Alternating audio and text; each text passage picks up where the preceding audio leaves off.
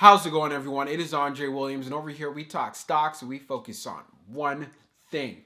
Always protect your profits. And today we're going to be talking about Digital World Acquisition Corp. It had a volatile day inside of the market, seeing a higher at the $97 level and then pulling all the way back when we got that news in regards to a delay. If you got into this play when I was talking about it, especially when it was trading at support, being in that $50 area, you should still be looking good right now. And I'm not panicking about my position, and I'm going to talk about it further in this video. I won't waste any more time. Let's jump into the agenda. If you're new to this channel, I just want to let you know we have timestamps down below inside the description.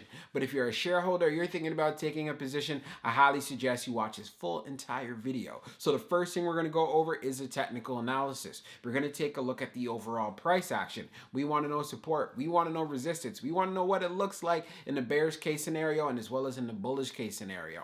And then we're going to go on Fintel, taking a look at the recent institutional ownership and short interest information. The reason why this is important because it does have an impact on the way the stock performs. And then we're going to take a look at the order flow distribution. We want to know the buying and the selling behavior on the retail side as well as on the institutional side. And then when all of that is done, we'll be going into the final thoughts and as well as some more details. So let's get to it. So we're going to do a technical analysis for Digital World Acquisition Corp. Let's see how it performed on the day. So it ended up closing at $83.88, being down 0.67%. On the low, it tested $80.58, and then on the high, testing $97.15. When we take a look at the volume stats on the day, you can see we traded at 21.015 million shares, and the average volume over 10 trading days is at 7.464 million shares. So we had pretty much 3 times the volume, or I should say almost 3 times the volume on the day, and that's part of the reasons why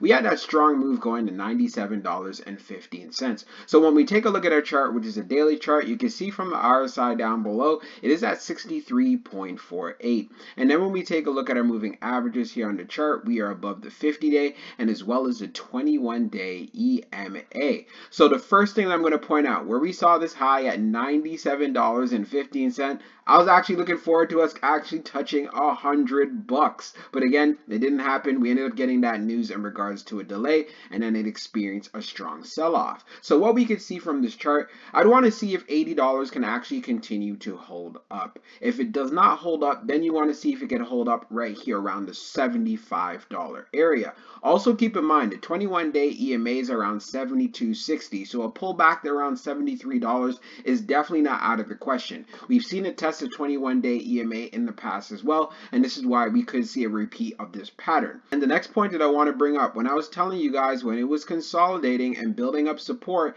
in this $50 area, it is not a bad idea to actually add to a position. And look where we're at right now at this $83 level and 88 cents. So again, I still see some more upside. I know this stock will get to $100. Yes, we're going to have to wait a little bit longer, but it still continues to be a very strong play. And if you are thinking to jump into it, pay attention to these technical levels that I just spoke about. So let's move on to the short interest information.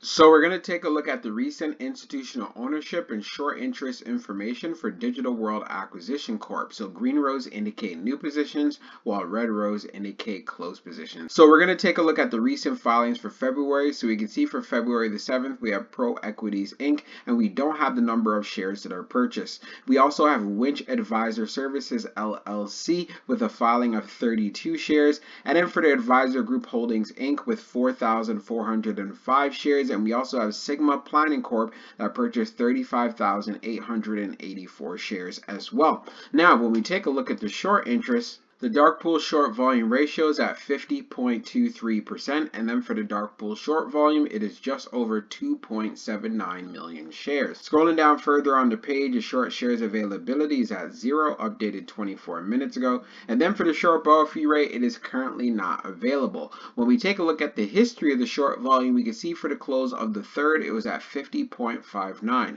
and then for the close of the 4th being at 50.23. So there's no doubt in my mind, it's still still going to remain high, which tells us DWAC does have short squeeze potential. And it's part of the reasons why, if you see a lot of buying pressure coming into the stock, seeing that increased volume like we saw today, then you could see some strong moves in price action. So now let's move on to the order flow distribution. Now let's take a look at the order flow distribution for DWAC. So for the inflow, it's at 437, and then on the outflow, it's at 502. So it's an outflow day. Taking a look at the breakdown on the large, it was 17.80.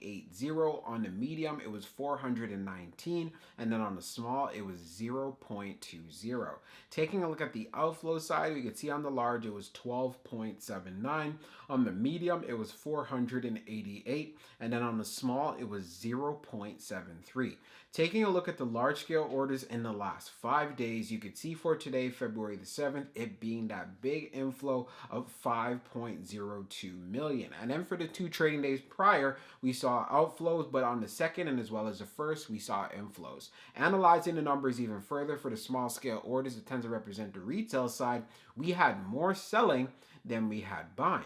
And then when we take a look at what happened on the medium, we had more selling than we had buying. And of course, when we take a look at the large, it represents whales, institutions, and funds, we had more buying than we had selling. And when we take a look at the turnover ratio, it was at 56.79%. No surprises knowing that it was that high. There were many traders that are going in and out of this play, many people who are taking profits and so forth. And like I was saying inside of the technicals, we did have above average volume on the day, almost 3 times the amount that we're normally used to. So this is why I'm saying you want to be prepared when you're in this play. And if you guys are watching my videos, you should be already. So now let's go into the final thoughts and we'll go over some more details as well. So for my final thoughts for Digital World Acquisition Corp, here's a game plan that I'm doing. This is not financial advice. So when I was talking about it, I was saying I wanted to add to the position when it was right around 55 bucks. I even went on Twitter and I was like, hey, I'm looking for this stock to get to $110 so I can get that double up. Now that we have this pullback, what I want to see in regard to support holding up will be right around 80 bucks. If $80 does not hold, then I want to see if it could hold up around 75. If 75 can't hold, then we could possibly go down to around $73 or $72.60 to be exact. This will put it right in contact with the 21-day EMA. It did test it in the past, and this pattern could continue. Again, this is just my hypothesis here. Another thing we need to take into consideration as well, the moment we get some price action above that $90 level, that's where I want to look for that push going to 100. If I gotta wait for it, I really don't mind that. Like I said, my average cost is around 55 bucks. Also, when we went on Fintel, taking a look at the short interest information, it does continue to have short squeeze potential. So this is why I'm saying if we have above average volume like we saw today, we could see some strong moves in the stock. And when we take a look at the recent institutional ownership, we could see institutions were loading up on shares. And in regards for the delay for the business combination, it's not going to be until March the 31st. This is from the CEO. So that is a good amount of time. That's another month. So for anyone that's looking to actually get into a position, this could provide a great opportunity. But do your homework and do your due diligence. This is very important because if the stock does pull back, you'll be confident enough to be like, you know what, I don't mind adding a bit more. Like I've been saying previously, I could see this stock going to at least $100 leading up to that March 31st combination. That is my personal opinion. You guys can let me know inside of the comment section. Where do you see this stock going? Taking into consideration what was going down today, and we got to $97 and I think 15 cents. That is very impressive. And this does confirm the fact that this will be a $100 stock again very soon. So I hope you guys enjoyed this video and I can't wait to see how it performs for the rest of the week.